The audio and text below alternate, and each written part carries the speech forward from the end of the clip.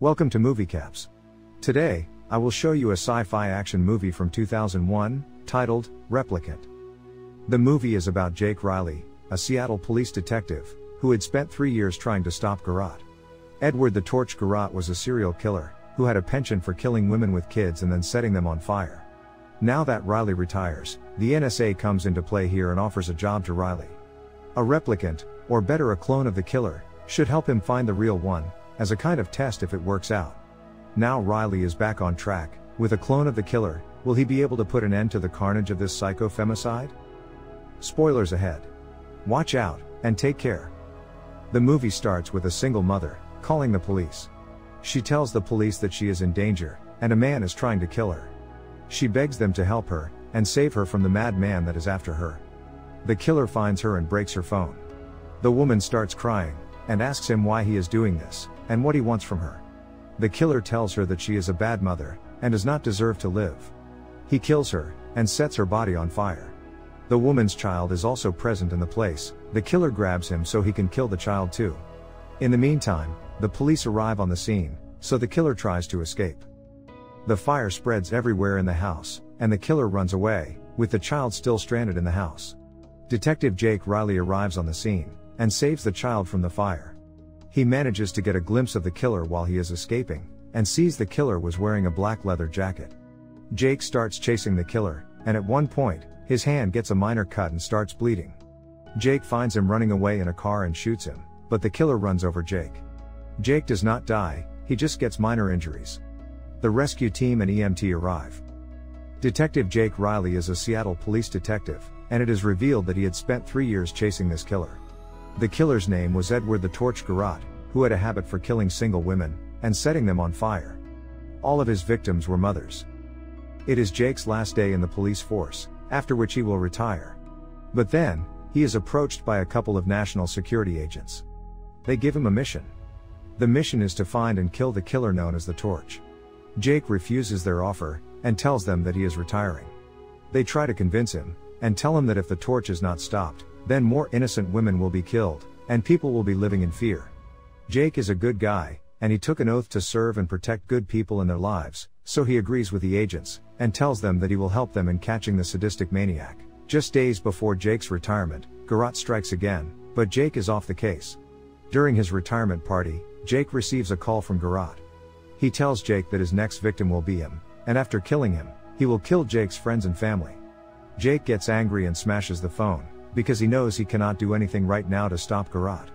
Realizing he needs to be stopped no matter what, he sets out to stop him. He goes to the base of the national security, with the agents who approached him, to consult on their special project. They show and tell him that they have found DNA evidence of Garrote at a crime scene, and they are making a clone of Garrote the Torch, that will be exactly like him. They tell Jake that this clone will be able to help him find Garrote, because he will have the same mindset and perspective as him, which will give them more insight. It is revealed that the national security is making this clone illegally, and they don't have any official government license or permission for it. They need Jake's help to train this replicant, who has genetic memories from Garrote, and a telepathic link to him. The replicant has the body of a 40-year-old, but the mind of a child. Jake's job is to help the replicant track Garrote down, by using the memories stored in Garrote's DNA. Jake brings the replicant some food, and tries to communicate with him. The replicant gets scared, but then Jake calms him down. He shows the replicant his handcuffs, and cuffs him. The replicant gets more worried, and starts to panic, so Jake neutralizes him. Jake now takes the replicant with him to find the killer, alongside the 2 national security agents. Jake manages to ditch the 2 agents, so he can get some answers out of the replicant through his personal tricks. He takes the replicant to an old and abandoned building, and asks him the location of the torch, because he knows they both are genetically and telepathically linked with each other. The replicant is still learning and processing. He has no idea what Jake is talking about, and that he is telepathically linked with a psychopathic misogynist killer. Jake takes out his gun, and points at the replicant, asking him again to tell him about the location of the killer. The 2 national security agents arrive, and they tell Jake to lower his gun, otherwise he is going to compromise their mission. They all get in a dangerous fight, but it ends with Jake escaping, and taking the replicant with him. He takes the replicant to a vacant house, where the torch had killed a woman. When they go inside the house, the replicant starts to have flashbacks. He starts seeing the torch killing a woman inside the house, and setting it on fire, and leaving the women inside the house. The scene cuts to the torch, and we see him passing by a lady with her little child. He sees that the woman is scolding her son, and he thinks that she is a bad mother. Now, Jake takes the replicant back to his house and handcuffs him, and locks him in his storeroom, so no one gets startled. He talks with his wife, while their dog enters the storeroom to eat his food. The replicant sees the dog's food, and starts eating it as well. Meanwhile, Jake's son enters the store looking for their dog. He sees the replicant cuffed and eating dog food, so he offers him some chocolate. All of a sudden, we hear the boy scream. Jake and his wife rush towards their son, and see that he is bleeding from his mouth. Jake starts to beat the replicant thinking he did something to his son, but it turns out that the dog had attacked their son, and not the replicant. Jake gets concerned, so he takes the replicant to his mother's house. On their way, the national security stops and confronts him. They ask him why he has not given them any updates about their location till now, and why he took the replicant to the house where Torch had killed his victims.